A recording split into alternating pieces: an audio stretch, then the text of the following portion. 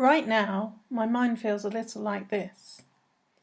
The mystery of what goes on in our brains can sometimes be difficult to translate effectively, but in David Byrne's American Utopia, directed by Spike Lee, the legendary singer-songwriter and frontman for Talking Heads puts forward some interesting ideas on how it all works, and what that means in terms of the possibility of change.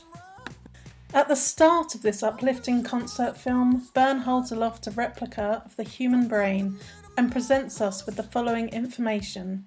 Babies have millions more neurotransmitters than adults.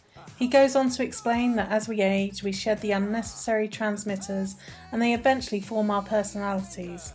It's a film that asks, once we cemented our ideals and place in the world, are we still able to adjust? He pairs these ideas with music and joyful choreography performed by himself and a marching band on stage at his acclaimed Broadway show. A cover of Janelle Monáe's protest song, Hell You Talkin' About, paints a distressing picture of the world we live in and the urgent need for change, while the film also works as a passionate tribute to great thinkers who lead or have led artistic and political rebellions in the darkest of times. Another film that uses sound, music and choreographed movement to convey inner turmoil is Natalia Mehta's engrossing psychosexual thriller The Intruder. Penetrating the psyche of a woman reeling from the loss of a partner, Mehta's exploration of love and female desire as a woozy, addictive concoction reaches a cacophonous and joyful climax as it blurs the line between dreams and reality.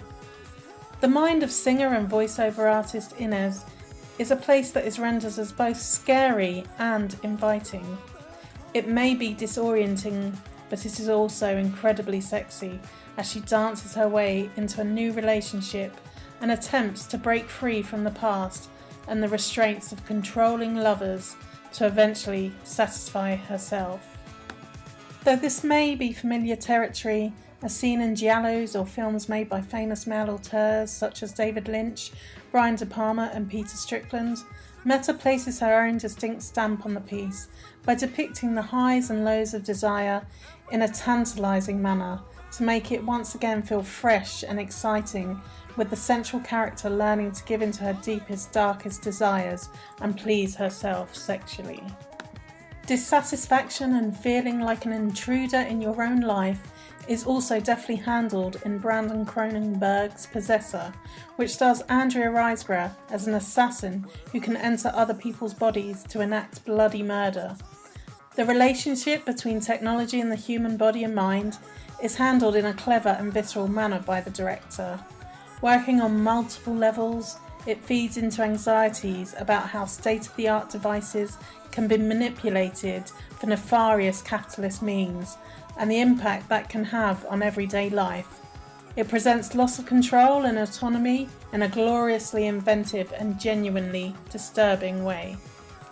Josephine Decker's Shirley, starring Elizabeth Moss, as a version of accomplished horror author Shirley Jackson, minus the kids, is a portrait of madness, melancholy, and the impact of patriarchal values on a brilliant mind. Jackson suffered from agoraphobia, an aversion to the forced domesticity that married life in her era came with. The characters in her books were often single women who were punished for rebelling against the status quo, ending up as lonely outsiders trapped indoors.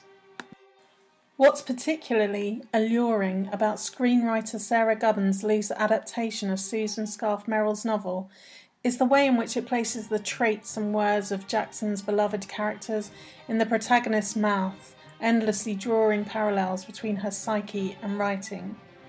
When a young couple come to stay with Jackson and her controlling academic husband, it sets in motion a complex and scintillating relationship between two women born in separate eras. Forever altered by their meeting, it sets their lives on new and courageous trajectories. As Jackson attempts to write a new story about a missing woman, sparks fly and flames burn, with the women's contempt mostly aimed in the direction of the men that hold the women down through treachery and philandering. The author's inner life was complicated, something that Decker & Co. handle with dizzying aplomb as the film reaches further into a mind addled by frustration, insecurity, rage and booze. According to Jackson's biographer Ruth Franklin, it was also her mother who had a huge effect on how the author chose to live her booze-soaked life. Parenting is something which writer-director Miranda July ponders on as she simultaneously toys with the heist movie in the perfectly formed Kajillionaire, a moving and surreal love story about the values and traits we pass on to our kids.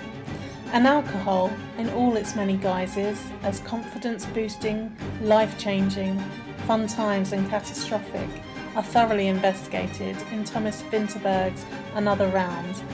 Mads Mikkelsen stars as a man suffering through depression. He and his close group of teaching friends decide to embark on a project to see if being slightly sozzled all the time can improve your life. This beautifully directed dramedy plays out as both joyful and tragic, as the reality of adult life perilously crashes in on the short-term benefits of self-medication. A similar mixture of giddy energy and misery is served up in Bill and Turner Ross's remarkable docudrama Bloody Nose, Empty Pockets, as it depicts the closing night of Las Vegas dive bar, the Roaring Twenties, in 2016, though it was in fact recreated and shot in Louisiana. It's a profound and lyrical portrait of the end of an era and the terrifying uncertainty of the future.